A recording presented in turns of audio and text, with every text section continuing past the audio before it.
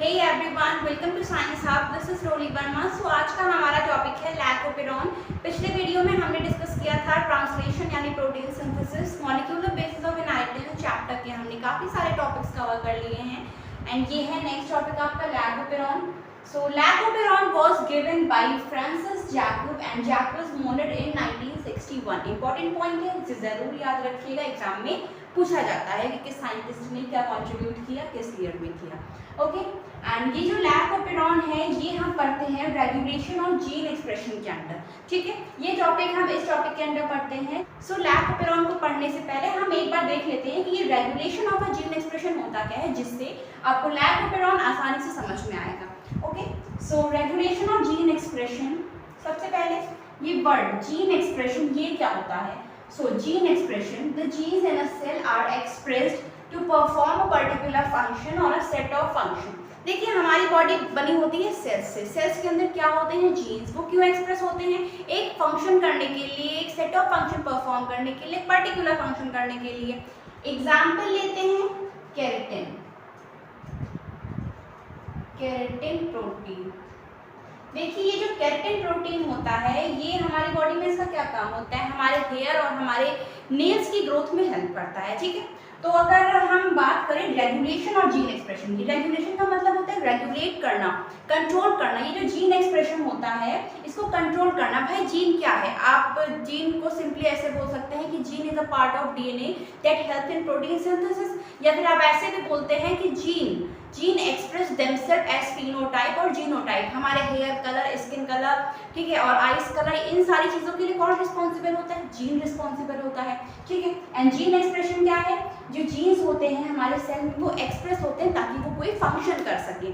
Keratin हमारी body में क्यों एक्सप्रेस हुआ, हमारे हेयर और हमारे नेल्स की ग्रोथ में हेल्प करने के लिए। ठीक, तो इसी चीज को जीन एक्सप्रेशन यानी ये जो जीन है ये एक्सप्रेस होगा या नहीं होगा, इस चीज को कंट्रोल करना, उसे हम बोलते हैं रेगुलेशन ऑफ जीन एक्सप्रेशन। एक एग्जांपल हम और लेते हैं, ग्रोथ एंड डेवलपमेंट प्रोटीन्स। देखिए एक ह्यूमन की लाइफ साइकिल, लाइफ एज की बात करें तो वो अप्रोक्सीमेटली 80 ईयर्स हम मान सकते हैं। ठीक है, तो 80 ईयर्स होती है ह्यूमन की लाइफ साइकिल। तो जब एक बेबी का जब बर्थ होता है तो उसे नीड होती है ग्रोथ एंड डेवलपमेंट प्रोटीन्स की। उसकी बॉडी में बहुत सारे ग्रोथ एंड डेवलपमेंट प्रोटीन्स होते हैं जिससे उसकी ग्रोथ हो सके। ठीक है, तो ये जो ग्रोथ एंड डेवलपमेंट प्रोटीन्स होते हैं ना, इनका भी एक प्रॉपर टाइम होता है कि ये आपकी बॉडी में किस एज में एक्टिवेट होंगे, कब एक्टिवेट होंगे। ठीक है, तो अगर हम ये तो नहीं बोल सकते कि जो ग्रोथ एंड डेवलपमेंट प्रोटीन्स हैं ये 50 प्लस के बाद, जो 50 प्लस एज है उसके बाद एक्टिवेट होंगे, ऐसा तो नहीं होगा ना। तो यही है आपका रेगुलेशन ऑफ जीन एक्सप्रेशन की जो जीन है वो कब एक्सप्रेस होगा, हमारी बॉडी के किस पार्ट में एक्सप्रेस होगा और क्या फंक्शन करेगा। वो जो केराटिन प्रोटीन है उसका काम है हेयर और नेल्स की ग्रोथ में हेल्प करना। डाइजेशन में तो काम नहीं करता है केराटिन प्रोटीन, है ना। तो जिस प्रोटीन का जो काम है वो अपना वो काम करे एंड किस पार्ट में बॉडी के उसे काम करना है। ठीक है, ये जो रेगुलेशन होता है, ये जो कंट्रोल होता है, इसी को हम बोलते हैं रेगुलेशन ऑफ जीन एक्सप्रेशन। बात करते हैं यूकैरियोट्स में। यूकैरियोट्स में जो जीन रेगुलेशन है वो हम 4 लेवल्स पे कंट्रोल कर सकते हैं। हमने पिछले वीडियो में पढ़ा था डीएनए से आरएनए बनता है जिसे हम ट्रांसक्रिप्शन बोलते हैं, आरएनए से प्रोटीन बनता है जिसे हम ट्रांसलेशन बोलते हैं। ठीक है, तो यूकैरियोट्स में ये जो प्रोसेस है इसको हम 4 लेवल्स पे कंट्रोल कर सकते हैं। पहला लेवल ये कि डीएनए से हम आरएनए बनने ना दें, ठीक, मतलब ट्रांसक्रिप्शन ही ना होने दें, हम रोक दें यहीं पे, तो प्रोटीन बनेगी नहीं, फंक्शन होगा ही नहीं। दूसरे लेवल की बात करें, सपोज हमने डीएनए से आरएनए बनने दिया, पर ये जो आरएनए होता है ये इसमें प्री आरएनए होता है, इसे हम मैच्योर आरएनए बनने ही ना दें, यानी टेलिंग, कैपिंग, स्प्लाइसिंग ये होने ही ना दें, प्रोसेस वहीं पे रुक जाएगी। सपोज हमने टेलिंग, कैपिंग, स्प्लाइसिंग कर दी, बट उसके बाद न्यूक्लियस से साइटोप्लाज्म में एमआरएनए को आने ही नहीं दिया, वहीं पे हमने प्रोसेस रोक दी। ठीक, ये तीसरा लेवल हो गया।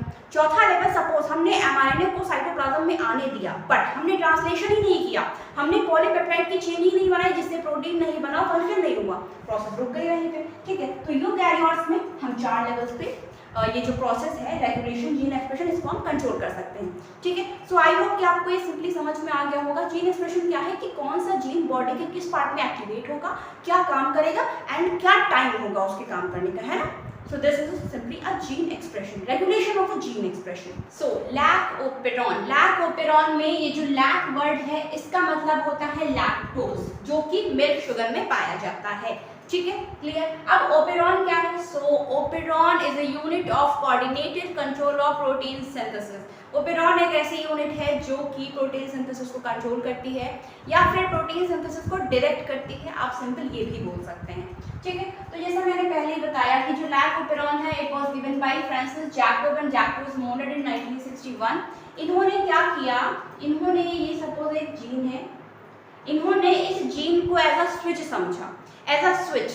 इन्होंने कहा ये जो जीन है, जब ये जीन ऑन होगा तो प्रोटीन बनेगी, ठीक है। जब ये जीन ऑफ होगा तो प्रोटीन नहीं बनेगी। इन्होंने इस तरीके से इस जीन को, इस सिस्टम को समझा, ठीक है। जैकब एंड मोनेट ने यही समझा, एक जीन को उन्होंने स्विच समझा, ठीक है। उन्होंने बोला कि जब ये जीन ऑन होगा तो प्रोटीन का सिंथेसिस होगा, ठीक है। जब जीन ऑफ होगा तो प्रोटीन का सिंथेसिस नहीं होगा, ठीक है। एंड तो यही चीज हम इस लैक ओपेरॉन में पढ़ने वाले हैं, ठीक है। लैक का मतलब है लैक्टोज जो कि मिल्क शुगर में होता है, एंड ये लैक ओपेरॉन एक इंड्यूसिबल ओपेरॉन होता है, ठीक है। लैक ओपेरॉन एक इंड्यूसिबल ओपेरॉन होता है। इंड्यूसिबल ओपेरॉन क्या होता है? ऐसा ओपेरॉन जो कि स्विच ऑफ होता हो, ठीक है, जो कि स्विच ऑफ कंडीशन में रहता हो और इंड्यूसर की प्रेजेंस में वो स्विच ऑन होता हो, ठीक है। सपोज ये कोई भी ओपेरॉन का सिस्टम है जो कि स्विच ऑफ है, जो कि ऑफ है, यानी यहाँ पे प्रोटीन की सिंथेसिस नहीं हो रही है, ठीक है। इंड्यूसर कोई आएगा, इस सिस्टम को ऑन कर देगा, प्रोटीन बन जाएगा, समझ गए। तो ये एक ऐसा ओपेरॉन है जो कि स्विच ऑफ होता है, इंड्यूसर की प्रेजेंस में स्विच ऑन हो जाता है, क्लियर। एंड इंड्यूसर यहाँ पे क्या है? इंड्यूसर यहाँ पे है लैक्टोज, ठीक है, इसीलिए हम इसे इंड्यूसिबल ओपेरॉन बोलते हैं। Lactose serve as a inducer. जब इस ओपेरॉन सिस्टम में लैक्टोज आएगा तो जो ओपेरॉन है वो ऑन हो जाएगा, ठीक है। एंड ये जो लैक ओपेरॉन वाला सिस्टम है ये सिर्फ और सिर्फ प्रोकैरियोट्स में देखने को मिलेगा।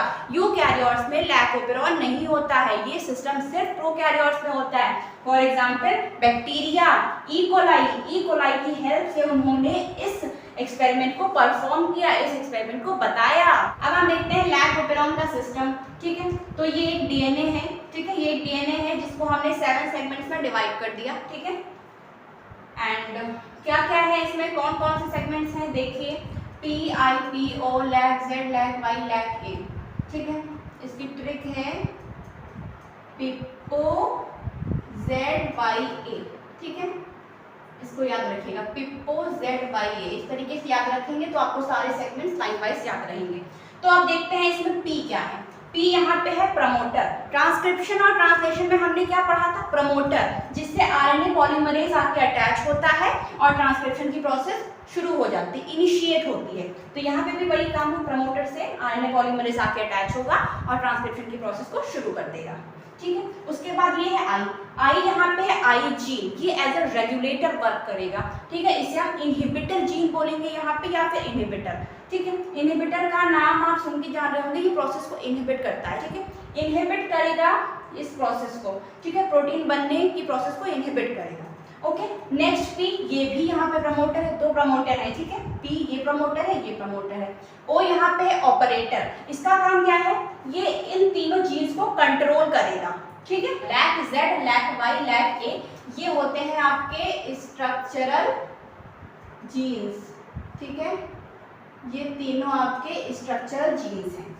Lac Z enzyme beta galactosidase enzyme की फॉर्मेशन करता है, लैक वाई परमिएज को बनाता है, लैक ए ट्रांस एसिटाइलेज का फॉर्मेशन करता है, क्लियर। तो यहाँ से ओपेरॉन यूनिट क्लियर हो गई। कौन कौन से पार्ट हैं, कौन कौन से टर्म है, उनका क्या क्या मतलब है, आई होप आपको क्लियर ये चीज होगी। जो स्ट्रक्चरल जीन्स हैं, ठीक है, ये इन एंजाइम्स, इन प्रोटीन्स का फॉर्मेशन करते हैं, ठीक है। और इन तीनों जीन्स का काम क्या होता है? ये mRNA की फॉर्मेशन करते हैं, ये तीनों जीन्स mRNA बनाते हैं, ठीक है। देखिए मैंने बताया कि ये जो लैक ओपेरॉन सिस्टम है ये सिर्फ प्रोकैरियोट्स में पाया जाता है। एग्जांपल है बैक्टीरिया, ई कोलाई। अब यहाँ से समझिए, देखिए जो हम ह्यूमंस हैं, हम लोगों को सर्वाइव करने के लिए, जीने के लिए क्या चाहिए? फूड, वाटर, ग्लूकोज, ठीक है, ये जरूरत होता है। उसी तरीके से ई कोलाई को जिंदा रहने के लिए ग्लूकोज की नीड होती है।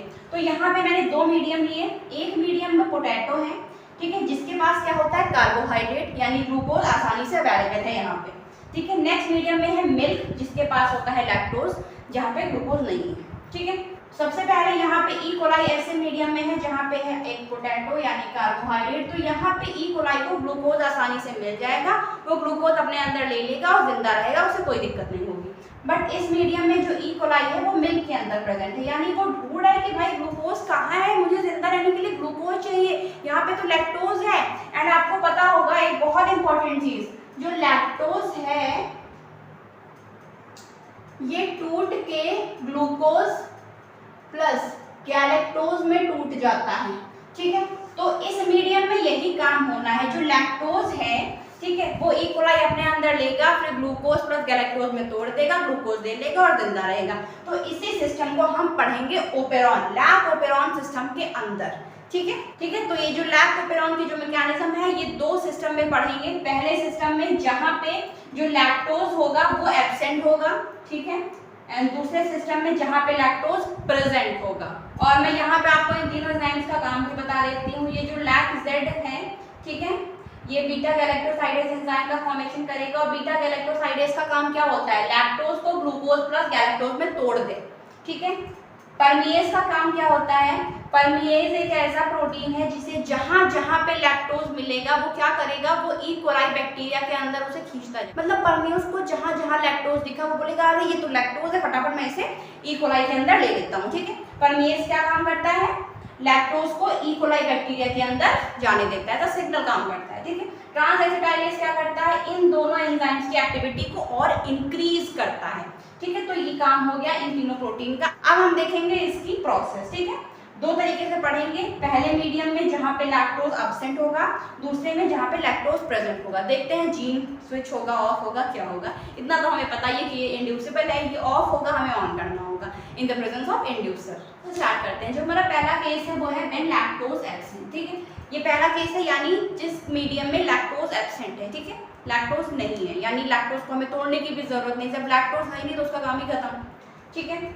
तो देखिए प्रोसेस स्टार्ट होगी। सबसे पहले ये एक आरएनए पॉलीमरेज आएगा, प्रमोटर से जुड़ेगा और ट्रांसक्रिप्शन की प्रोसेस को इनिशिएट करेगा, ठीक है। प्रमोटर ये है, इसका काम क्या था मैंने बताया था, आरएनए पॉलीमरेज इससे आके अटैच होगा और प्रोसेस स्टार्ट हो जाएगी। जैसे ही प्रोसेस शुरू होगी, ये जो आई जीन होगा इनहिबिटर, ये क्या करेगा, एक एमआरएनए बनाएगा, एमआरएनए बन गया, ठीक है। उसके बाद ट्रांसलेशन होगा जिससे प्रोटीन बनेगी, जिसे हम बोलते हैं रिप्रेसर प्रोटीन, ठीक है।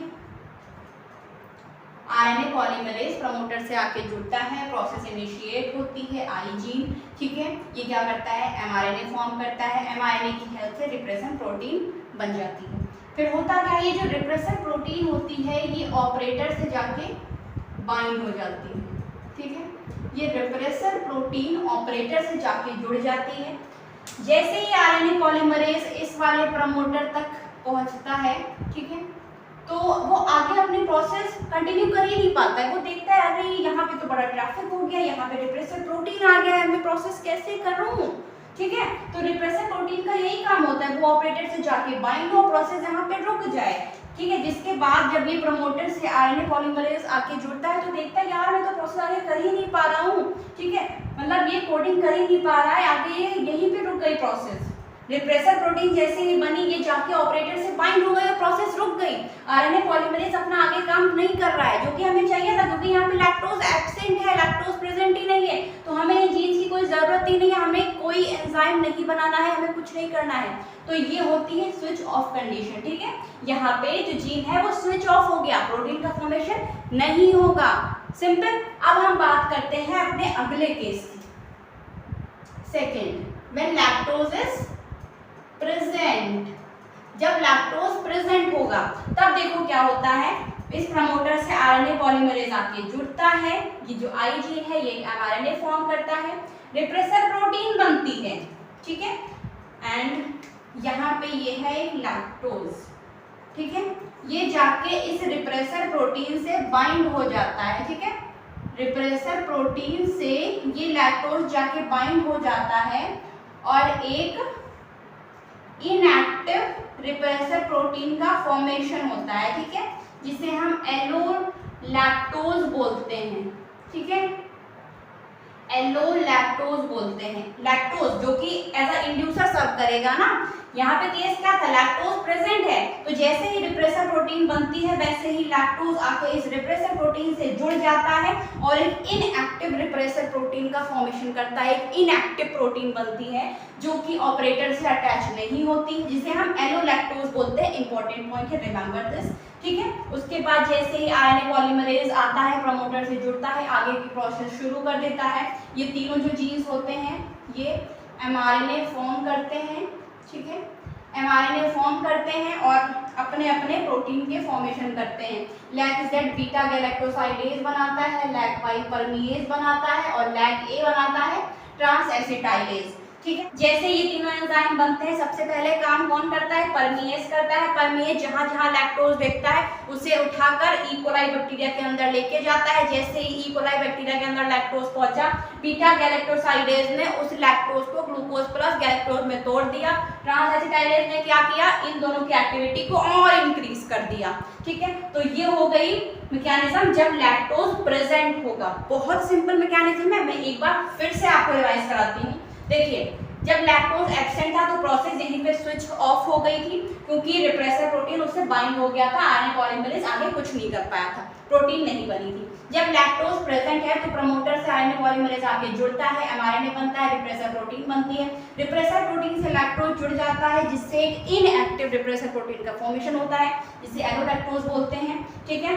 और ये इनएक्टिव होता है, इसीलिए ऑपरेटर से बाइंड नहीं करता है। उसके बाद आरएनए पॉलीमरेज प्रमोटर से जुड़ता है, आगे प्रोसेस चालू करता है, ठीक है। एंड ये तीनों फिर ट्रांसक्रिप्शन करके एमआरएनए बनाते हैं। ये तीनों अपने अपने प्रोटीन बनाते हैं। जैसे ही प्रोटीन बनते हैं प्रोसेस शुरू हो जाती है, ठीक है। परमीएज क्या करता है, लैक्टोज को उठा के ई कोलाई बैक्टीरिया के अंदर लेके जाता है। बीटा गैलेक्टोसाइडेज लैक्टोज को ग्लूकोज प्लस गैलेक्टोज में तोड़ देता है एंड उसके बाद जो ई कोलाई बैक्टीरिया होता है वो ग्लूकोज को अपने अंदर ले लेता है और जिंदा हो जाता है, सर्वाइव करता है, ठीक है। तो ये हो गया आपका पूरा lab operon and I hope कि आपकी समझ में आया होगा।